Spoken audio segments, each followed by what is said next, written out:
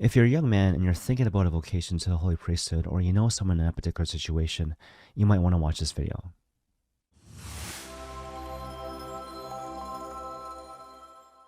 Now, the reason I bring this up is because I recently came across a survey that was done in the United States asking young Catholic guys if they had ever considered a vocation to the Holy Priesthood. And the response was that of those surveyed, 3% said they had very seriously considered a vocation to the Holy Priesthood at some point in the past. Now, on the face of it, that might not sound all that impressive until you break it down in terms of real numbers, right? And so let's say, for example, you're attending a church which has 500 people, right? So a seating capacity of 500 people, and let's say it's a full house, right? So that's really presuming a lot. And of those 500 people, let's say half of them are men, right? What that would mean in light of the survey was that within the context of that particular parish mass, roughly 6 or 7 men had very seriously considered a vocation to the Holy Priesthood at some point in their lives. And you see, what this means, practically speaking, is that when it comes to the parish community, instead of looking for that one vocation as we typically hear, maybe we should be looking for 3 or 4 or 5, even more. And so with that in mind, I thought what I might do personally is make this short video specifically for young men who are thinking about a vocation to the Holy Priesthood, walking you through various issues that I face myself personally when discerning, as well as give you practical tips and advice as to how to work through these various issues. So the first thing that comes to mind is to kind of really highlight the importance of prayer and receiving the sacraments. And so the example that comes to mind to kind of frame what I want to talk about, I remember first talking to my initial spiritual director about the subject of prayer, and I remember him recommending to me to pray for 5 minutes a day using the gospel, and to pray the rosary once a day. In response to which, I remember in the back of my head, I thought, like 5 minutes a day, that sounds like a lot, right? Now, certainly there's something to be said about working towards an ideal, right? So in terms of personal prayer, you want to build up to doing a holy hour, so 60 minutes before the Lord and the Blessed Sacraments, as well as saying the rosary on a regular basis, as well as doing spiritual reading. So reading some book by a saint or some Catholic author, again, on a regular daily basis, as well as having a habit of immersing oneself in the sacraments, especially when it comes to the Eucharist and when it comes to the sacrament confession. And so basically you want to build up to going to Mass once per day, as well as receiving a sacrament confession at least once a month. But that said, and kind of more to the point, when it comes to prayer, when it comes to the sacraments, you want to focus initially on consistency. And so instead of doing everything all at once, especially if you're used to doing nothing, you want to focus again on consistency. What can I do which is small, which I can keep up over a long period of time, and then build up from there?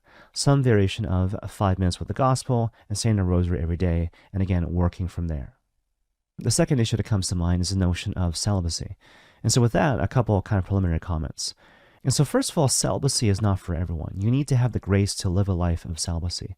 And so on that note, I remember a bishop giving us a retreat one time at the seminary. And what he said to us was that even though celibacy obviously is sometimes really challenging and difficult, you can't be white knuckling it all the time, right? And so the whole idea is that with time and formation, again, can I live the celibate life peacefully, right? So that's something you need to discern on your own.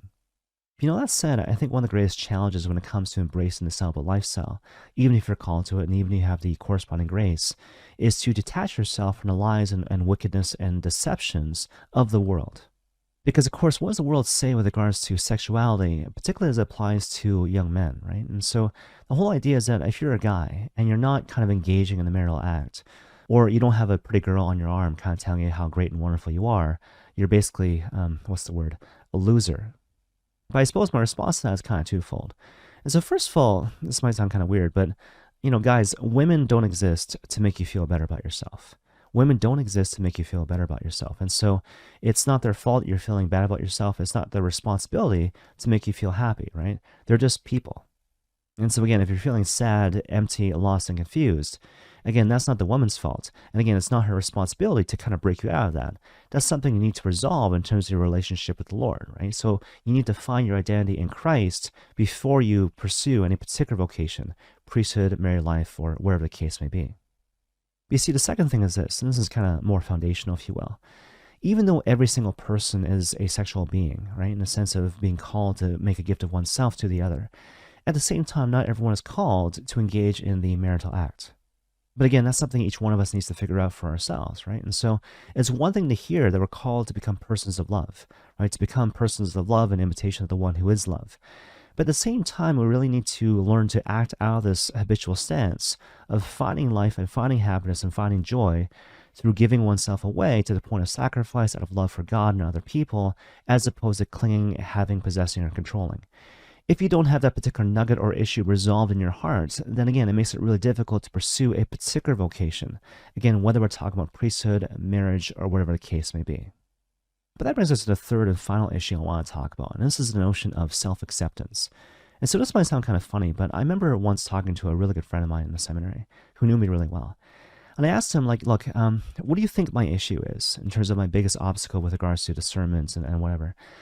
And what he said to me, and I always remember this, right? He said, Eric, your big problem is that you can't forgive yourself for being you. You can't forgive yourself for being you. And again, that might sound kind of strange, but he nailed it. Like, that was my big issue throughout all my years of seminary. And so the whole idea from my perspective for the longest time was like, Lord, I think you're calling me to be a priest. But if you are calling me to the priesthood, then why would you make me me? Because I can't see how a person like me would be called to the holy priesthood. Because in retrospect, I think for the longest time, I was laboring under this false and narrow notion of what it meant to be holy. To be holy meant that you walked a certain way. It meant that you talked a certain way. It meant that you lived a certain way, a way which didn't really seem attractive to me. And on top of that, when it came to the priesthood, I thought, well, priests are like old and white and fat and preferably Italian. And I got to tell you, friends, it took me forever. It took me the full 6 years of seminary formation and probably beyond to really embrace the fact that the Lord wasn't calling my ideal self or my perfect self. He was calling me to the priesthood, the real me, the broken me, the sinful me, the me who's still in the process of becoming. That's the guy he was calling to the priesthood. And once I realized that, then we were kind of off to the races. One final note, and I'll kind of end with this. So with regards to these various issues and principles that I'm kind of walking through today, whether we're talking about prayer, sacraments, celibacy, or self-acceptance, hopefully you can see that these don't strictly apply simply to guys who are discerning a possible vocation to the holy priesthood. They actually apply to everyone who's discerning of their own respective vocations. Because if you think about it, what are we actually saying here? We're saying that, look, if you take the time to listen to God in prayer, if you take the time to encounter the Lord through the sacraments, especially the Eucharist and the Sacrament Confession, and if you're really firm in terms of blocking out the noise, blocking out the lies and wickedness and deceptions of the world, the flesh, and the devil, and focus on the voice of the Good Shepherd, the heart, the human heart, will very naturally go to where it's dying to go. You will discover in retrospect that your vocation is not some reward for good behavior. It's not some inconvenient add-on to your already existing life. It's simply a deepening of who you already are and who you're dying to become. May God bless you all.